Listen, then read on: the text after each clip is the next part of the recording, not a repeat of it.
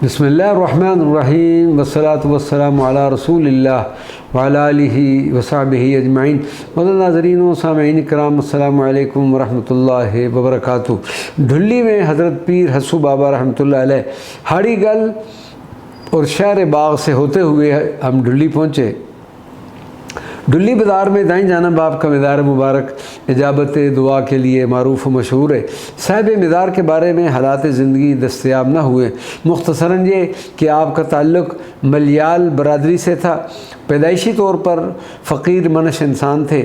آپ کے زمانے میں تحصیل باغ میں جو آدمی جتنا طاقتور ہوتا وہ خود ہی اتنے علاقے پر قابض ہو جاتا۔ باغ کی طرف سے لوگ گھوڑوں خچروں پر یا پیدل شہر پونچھ کی طرف جایا کرتے تھے۔ کہتے ہیں کہ ایک دفعہ کچھ مزدور سامان اٹھائے ہوئے باغ سے پونچھ شہر کی طرف جا رہے تھے۔ جب یہ تولی پیر کے مقام پر پہنچے تو ذرا سانس لینے کے لیے رکے۔ اس دوران گھوڑوں پر سوار 3-4 سردار بھی آگے اور انہوں نے بھی گھوڑے وہاں روک لیے۔ ان میں یہ بحث چل رہی تھی کہ کس کی تلوار زیادہ تیز ہے۔ ایک سردار نے کہا کہ چلیے ہم اپنی اپنی تلواریں ان مزدوروں کی گردنوں پر آزماتے ہیں۔ ان مزدوروں میں سائیں ہنسو پیر حسو بابا بھی تھے۔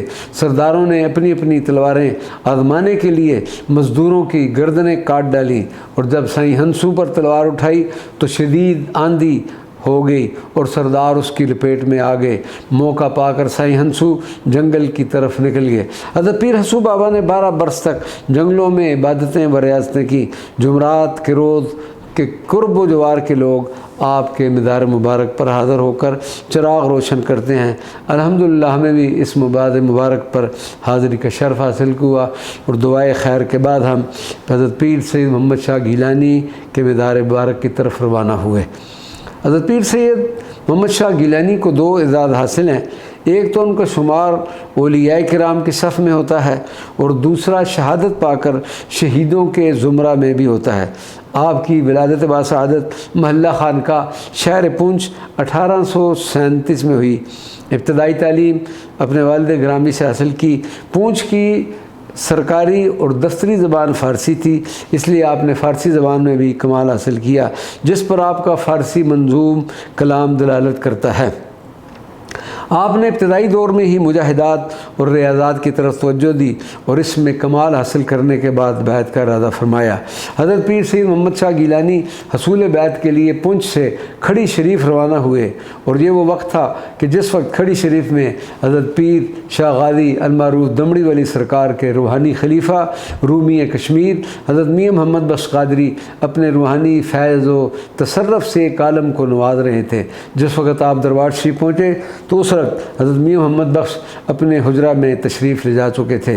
سید صاحب کو شعر و ادب سے بھی خاصا لگاؤ تھا، چنانچہ آپ نے چند اشعار لکھ کر حضرت میاں صاحب کو اندر بھیجے۔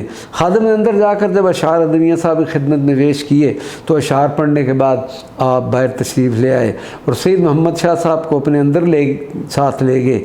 ایک طویل وقت تک دونوں میں اسرار و رموز کی گفتگو جاری رہی۔ اس کے بعد حضرت میاں محمد بخش نے آپ کو بیعت سے نوازا۔ واپس آ کر آپ خلق خدا کی رہنمائی اور تربیت میں مشغول ہو گئے، اور کچھ ہی وقت میں آپ کے ارد گرد مریدین و متعلقین کا ایک بہت بڑا حلقہ جمع ہو گیا، جس کے بعد آپ نے اپنا مسکن محلہ خانقاہ سے دہری تبدیل کر لیا۔ اسی وجہ سے آپ کو دہری والے پیر کے نام سے بھی یاد کیا جاتا ہے۔ حضرت پیر سید محمد شاہ گیلانی جنگ آزادی 1947 تحصیل حویلی کے پہلے شہید ہیں۔ 11 نومبر 1947 جب آپ دہری یعنی پونچھ سے اپنے جوان سال فرزند سید احمد زمان شاہ اور اپنے ایک خادم کے ہمراہ موضع بساہاں کی طرف جا رہے تھے کہ ڈوگرا فوج کے جوانوں نے آپ کے گرد آپ کو گھیر کر آپ پر حملہ کر دیا۔ یہ قافلہ عشق و محبت جو خالی ہاتھ تھا کافی دیر تک ڈوگرا فوج کا مقابلہ کرتے رہے۔ بالآخر ہتھیاروں سے لیس ڈوگرا فوج نے آپ کے جوان سال فرزند سید احمد زمان شاہ اور خادم کو شہید کرنے کے بعد آپ کو بھی ایک مقام پر شہید کر دیا۔ وقت شہادت آپ کی عمر مبارک 110 سال تھی۔ بعد ازاں اس مقام سے آپ کے جسد مبارک کو گوگڈار یعنی یہ باغ میں ہے آزاد کشمیر لایا گیا، اور 12 نومبر 1947 کو آپ کی خرید شدہ زمین میں مسجد کے قریب دفن کیا گیا۔ ہر سال 10 اور 11 نومبر عرس کی تقریبات منعقد ہوتی ہیں اور پورے ملک سے لوگ حاضری کا شرف حاصل کرتے ہیں۔ اس وقت آپ کے صاحبزادے جس وقت ہماری اس مقام پر حاضری ہوئی، پیر سید زمان شاہ گیلانی دربار عالیہ گگڈار شریف کے سجادہ نشین ہیں۔ اللہ تبارک و تعالیٰ ان اولیاء کاملین کی بارگاہوں میں ہماری حاضری کو قبول و منظور فرمائے۔ وما علینا الا البلاغ المبین۔